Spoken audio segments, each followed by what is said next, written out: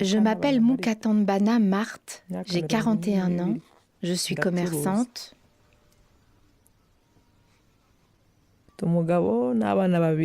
Je suis mariée et j'ai 2 enfants. Deux garçons, un de 15 ans et un de 9 ans. Avant le génocide, j'avais eu un enfant avec un homme Hutu. Au début des années 90, nous nous sommes séparés pour des raisons ethniques. Il disait que c'était à cause de nous, les Tutsis, que le Rwanda était en guerre.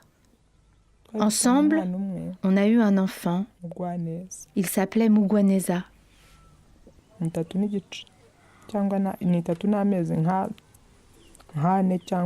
Au moment du génocide, il avait 3 ans et demi. Avec du recul, je réalise ce qui s'est passé. Sur le moment, on ne pouvait pas imaginer qu'il y aurait un génocide. On ne pouvait pas imaginer que les tensions entre les partis politiques provoqueraient un génocide jusqu'au moment où ça nous est tombé dessus. Je parle pour moi. Moi, je n'ai rien vu venir. J'étais chez moi. J'ai entendu à la radio qu'il y avait eu un attentat contre l'avion d'Habyarimana, le président du Rwanda. Dans le communiqué, il nous interdisait de sortir de nos maisons. Personne n'était autorisé à se déplacer. Ce n'est qu'après que les massacres ont commencé.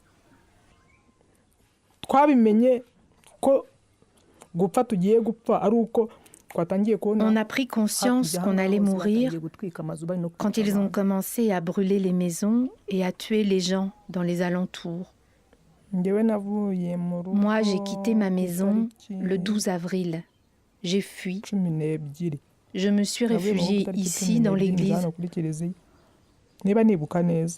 On ne pouvait pas imaginer qu'on tuerait même dans les églises. Je pensais qu'ici, on aurait la vie sauve avec mon enfant. Mais ça ne s'est pas passé comme ça.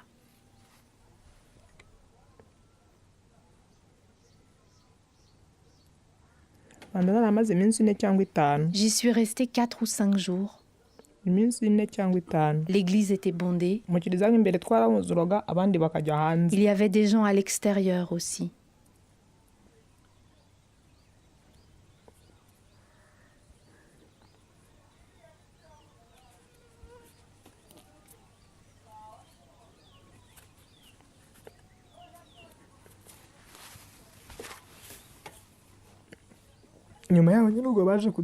L'église a été attaquée.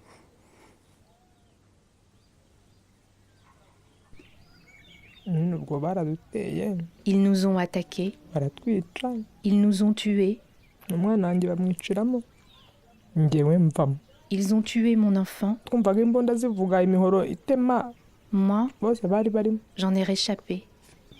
On entendait les balles siffler, on entendait les coups de machette. Parmi les tueurs, il y avait de tout, des paysans, des militaires. Tout le monde s'était mis à tuer. Nous avons été quelques-uns à sortir vivants de l'église, mais aussitôt à l'extérieur, ils nous pourchassaient encore. Si tu croisais un tueur, tu étais mort. Quand c'est pas encore ton heure, tu ne meurs pas. J'ai quitté l'église parce qu'ils ont lancé du piment. Le piment nous brûlait.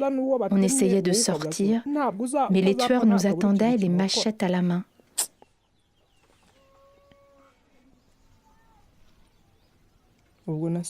C'est comme ça que j'ai survécu.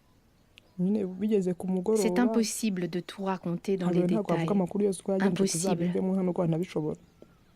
Mais dans la nuit, aux alentours de 21h, j'ai longé les bords du lac et je suis retournée sur ma colline. Je suis allée me cacher chez un voisin Hutu, un pasteur. Il m'a caché quelques jours Puis on m'a chassée à nouveau. C'est une longue histoire. Parfois, je dormais dans les buissons. Parfois, quelqu'un acceptait de me cacher. Je ne peux pas compter le nombre de fois où j'ai passé la nuit dehors. Je me souviens de m'être nourrie de sorgho. Le sorgho, je prenais un épi, je le secouais, je le tordais et je buvais la sève. Ou alors, je mangeais des goyaves. C'était la saison des goyaves. Il arrivait que la faim soit tellement forte qu'elle me pousse à aller mendier de la nourriture. J'avais parfois l'impression de mourir de faim. Si Dieu était avec moi, quelqu'un me donnait à manger, mais souvent, on ne me donnait rien. J'osais seulement sortir la nuit, jamais en plein jour. Je réfléchissais longtemps avant de sortir de ma cachette, vers qui aller, qui aurait pitié de moi. Les jours de chance, on me donnait quelque chose à manger et puis on me chassait. Les jours de malchance, je n'avais rien. Et quoi qu'il en soit, le lendemain, on savait que j'étais encore en vie. Et les tueurs passaient la journée à mes trousses. C'était comme à la loterie. C'est un mystère, c'est inexplicable pour moi. J'essaie de comprendre comment un être humain peut prendre sa machette et tuer. Ça me dépasse. C'est difficile à expliquer. Et d'ailleurs, souvent quand j'y pense, je me demande si Dieu ignorait ce qui se passait, parce qu'il avait la force de tout arrêter avant que tous ces gens soient assassinés. Surtout, ce qui me tracasse le plus, ce que je n'arrive pas à comprendre, c'est pourquoi les autres ont eu la chance de survivre à plusieurs, alors que moi, je suis restée seule. C'est très lourd pour moi. Je m'appelle Ouababieyi Odette. J'ai 41 ans. Je suis agricultrice.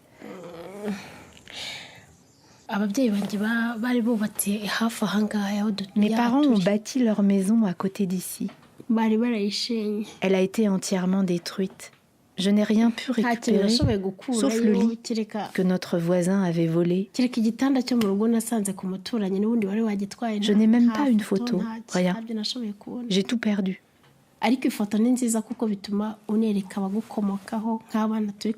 J'aurais aimé avoir une photo pour la montrer à mes enfants, leur montrer qui était ma famille. Nous étions 7 frères et sœurs. Ils ont tous été tués pendant le génocide. Nos parents aussi. Je suis la seule survivante de la famille. Au mois d'août 1994, je suis venue ici pour voir si quelqu'un avait survécu. C'est à ce moment-là qu'un de mes voisins m'a raconté ce qui s'est passé. Évidemment, il ne m'a pas tout dit. Je sais seulement que ma famille s'était réfugiée à la paroisse. C'était le seul endroit où ils espéraient avoir la vie sauve, mais c'est pourtant là qu'on les a tués, sauf une de mes petites sœurs. J'ai retrouvé son corps dans notre champ. C'est là qu'elle a été tuée. On m'a raconté qu'à l'église, les tueurs attaquaient de tous les côtés et qu'à la fin, ils ne savaient plus eux-mêmes qui ils avaient tué tellement il y avait de réfugiés dans l'église. Moi, je considère que ceux qui ont été jugés et reconnus comme les coupables de ces massacres, ce sont eux qui ont tué ma famille. Mais ils sont tellement nombreux que je ne saurais jamais qui a vraiment tué les miens. Il y a une différence entre les tueurs. Il y a ceux qui sont libres, faute de preuves.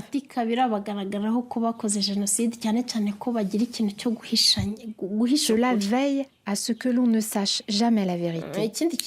Et puis il y a ceux qui reconnaissent leurs responsabilités et plaident coupables. Eux, ils ont été condamnés à de légères peines de prison, À leur sortie, ils reviennent sur la colline et ils redeviennent nos voisins. Maintenant, en prison, aujourd'hui, il y a aussi ceux qui s'entêtent à mentir, ceux qui ne reconnaissent pas leurs crimes. Ceux-là sont condamnés à de lourdes peines de prison. Enfin, il y a des tueurs qui ont été reconnus coupables de leurs crimes, mais qui ont fui le pays. Ils ne se sont jamais présentés devant la justice, malgré les preuves qui les accusent d'avoir participé au génocide. J'essaye de vivre avec eux. C'est inéluctable. J'essaye de leur pardonner. Encore faut-il que les assassins viennent te demander pardon. Encore faut-il qu'ils te disent la vérité, qu'ils t'expliquent leurs raisons. Il faut pardonner, parce que le pardon est indispensable dans la vie.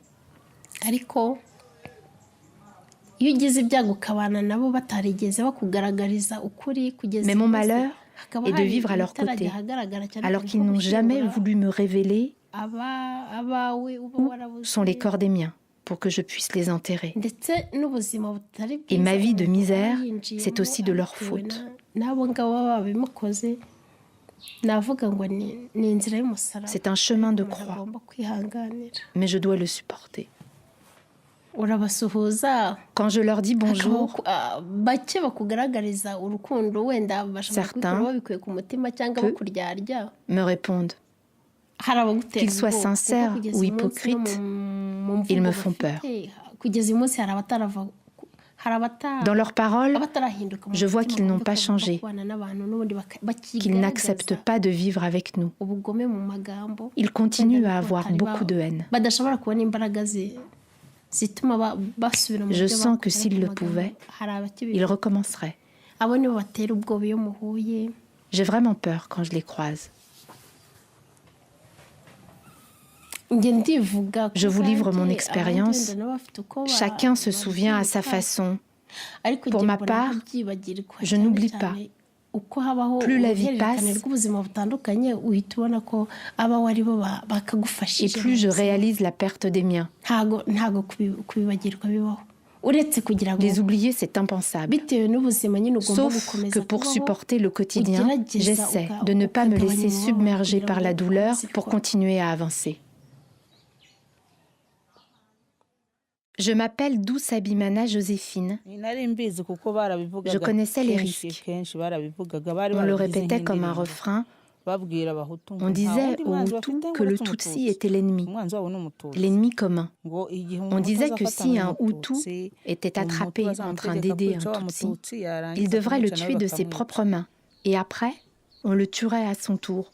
La radio des 1000 collines le répétait sans cesse. Elle encourageait les Hutus à tuer les Tutsis. J'étais désespérée de voir que l'on tuait des innocents.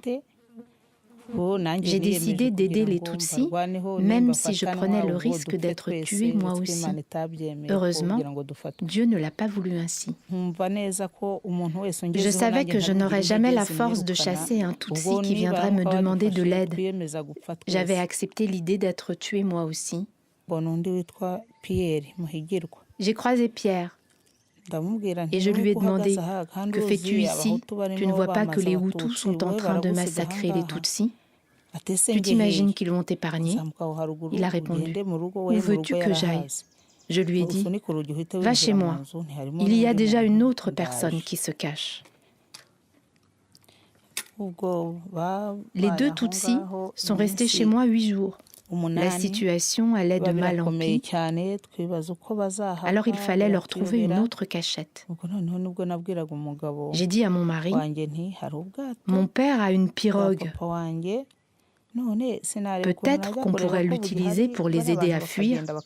Mon mari m'a dit, ne compte pas sur moi pour y aller. Vas-y toute seule si tu veux. Je suis partie. La pirogue était toujours là. Un de mes cousins l'utilisait. Il faisait payer les Tutsis qui cherchaient à traverser le lac pour aller au Congo. Je lui ai dit, j'ai 2 hommes à la maison. Ce soir, je te les amène, tu me les fais traverser. Il m'a dit, d'accord, mais il faut payer. Je suis rentrée à la maison et je leur ai annoncé que la pirogue était toujours là. Ils ont dit qu'ils n'avaient pas d'argent, qu'ils s'étaient enfuis comme ça, sans rien. Alors, je leur ai proposé de les accompagner et d'essayer de trouver un arrangement. À la tombée de la nuit, il devait être 19h30, nous sommes partis sans mon mari. Il disait qu'il ne voulait pas courir les collines avec ces gens, qu'il ne prendrait pas le risque de se faire attraper et tuer pour eux. J'ai donc proposé d'y aller moi-même. Arrivé chez mon cousin, j'ai frappé à sa fenêtre. Il m'a tout de suite demandé si nous avions l'argent. Je lui ai dit que non, nous n'avions pas l'argent. Mais comme j'avais des chèvres, je lui ai proposé de les lui donner.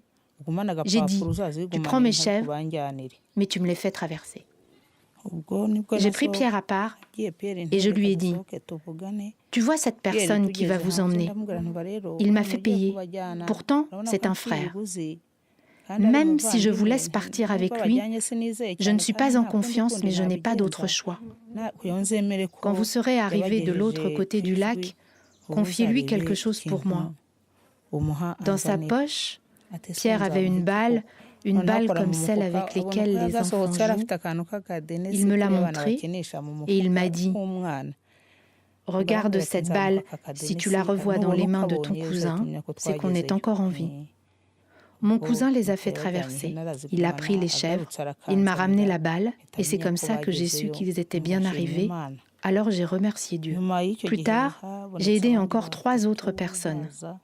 Parmi elles, il y avait un enfant qui s'était échappé du stade de Kibuye. Il était petit à l'époque. Il avait seulement 10 ans. Aujourd'hui, il vient de terminer ses études. Le 26 mars dernier, c'était la remise de son diplôme. Il m'a demandé de l'accompagner. Il voulait que je sois à ses côtés parce que je suis comme sa mère. En vérité, tous ceux que j'ai sauvés sont comme mes enfants.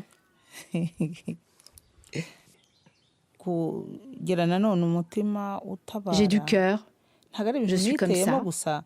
C'est Dieu qui m'a fait ainsi. Dieu n'a pas voulu que je devienne un monstre. Dieu n'a pas voulu que je haïsse mon prochain.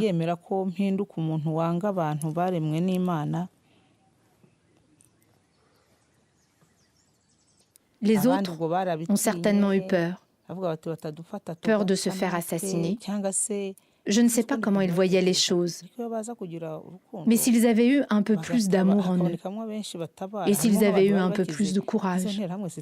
Par exemple, les milices Interamwe, ils n'auraient jamais osé s'introduire dans les maisons des riches Hutus pour y chercher des Tutsis.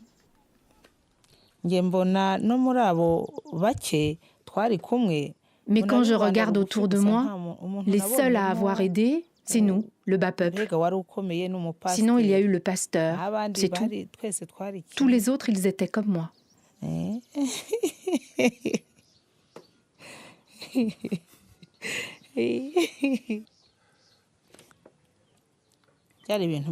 C'était une situation de chaos, de terreur, de désolation. Les gens tuaient comme ça, sans raison, sans justification.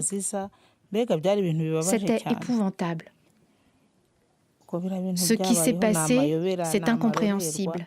C'était l'apocalypse. On croit qu'un jour la fin du monde viendra, mais en vérité, elle a déjà eu lieu. Quand un être humain tue un autre être humain, comme ça, sans raison, c'est déjà la fin du monde.